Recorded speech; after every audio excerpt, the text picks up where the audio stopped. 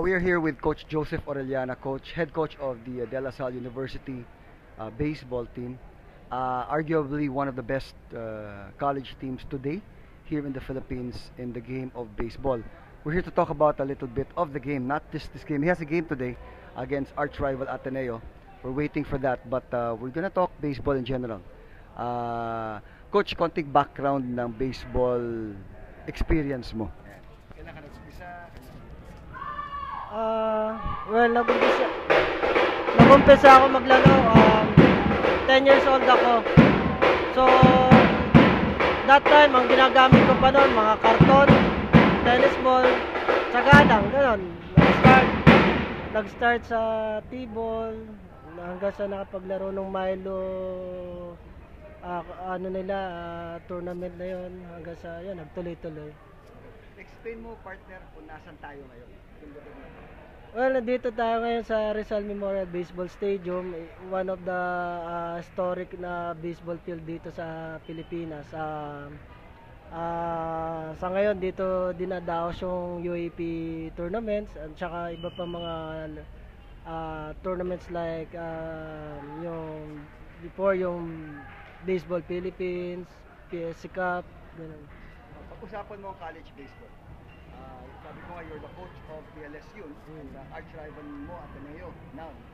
At ikaw nag-aral ka rin at naglaro for La Salle. So, konting background doon. Yan, college baseball, iba siya talaga. Pag sinabi mong college ball game na, iba siya doon sa elementary, high school. Dito mas intense yung laban, mas makikita mo yung pagiging matured ng mga players. From elementary to high school, nasa na sila doon sa sinasabing game sense nila sa baseball. So dito, pagka college baseball ka, dito hindi lang yung skills ang pinag-uusapan. Dapat dito, ano ka rin, nag-aaral ka din. Tulad sa amin, sa Lasal, tinatawag ka sa school na hindi varsity, student athlete. Kailangan maging estudyante ka muna bago ka maging athlete. So, hindi pwedeng athlete student, kailangan laging priority yung pagiging estudyante mo bago ka maging player. Bilang coach, sa tingin mo, Filipinos can compete in the international arena? Sa tingin ko, oo naman. Kasi sa nakikita ko ngayon, mga players ngayon, malalaking bata na, malalaking bulas, talagang malalakas. Tapos talagang feeling ko, yung size nila ngayon, panlaban na rin talaga international kasi sa ngayon nakikita, even my players, pagka nagtitraining kayo, grabe talaga magsipalo, ang lalakas, pitchers, maganda mga condition ng pitching ngayon. So, tingin ko naman kaya.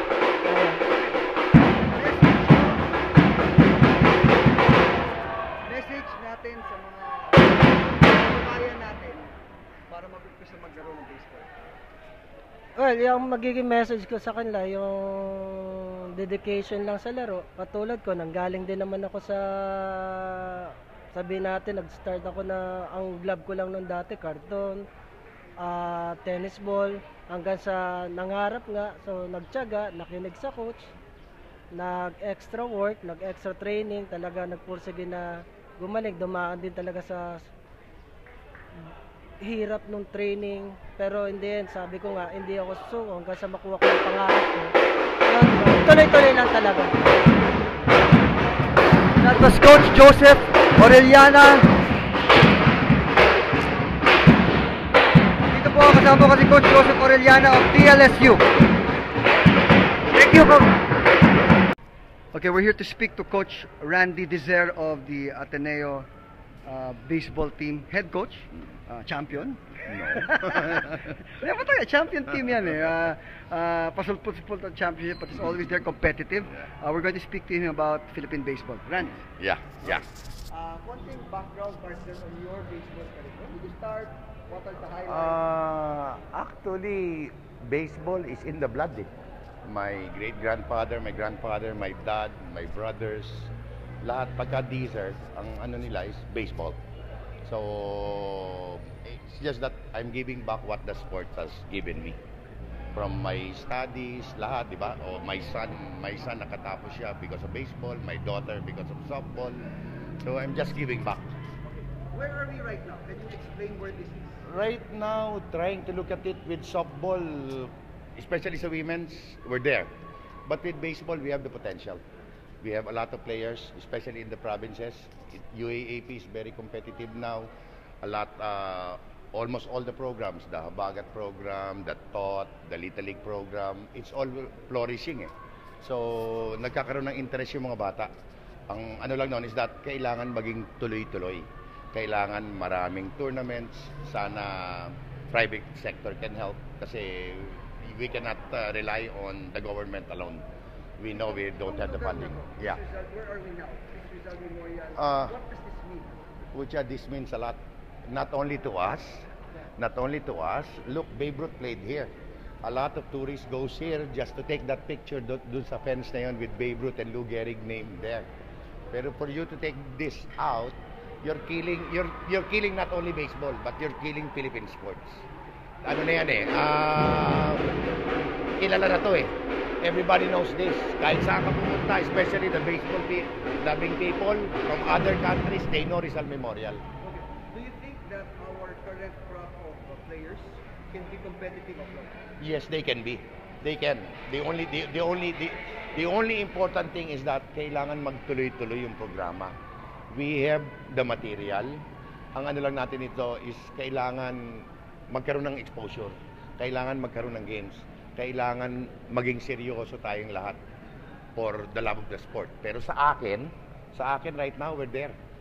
We have the potential.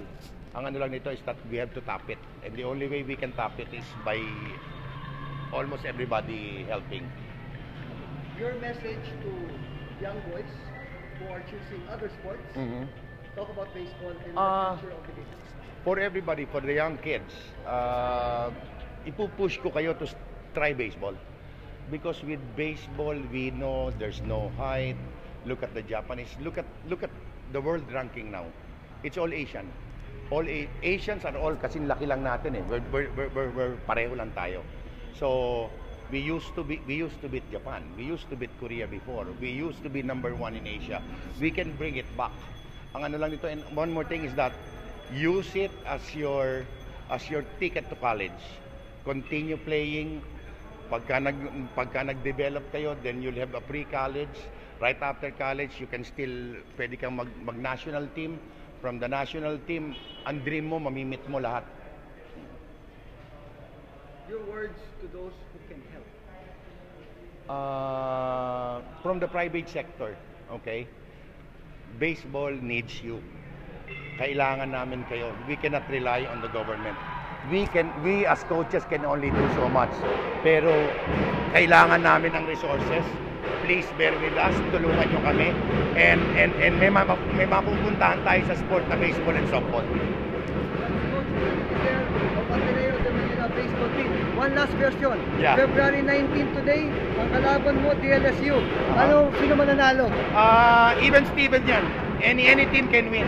Every time LaSalle and Ateneo plays, they all know each other. They've been together since they were kids. So, it's always a good game. Thank you very Thanks. much, Coach Randy Dieter. Thank you. Salamat. Thanks.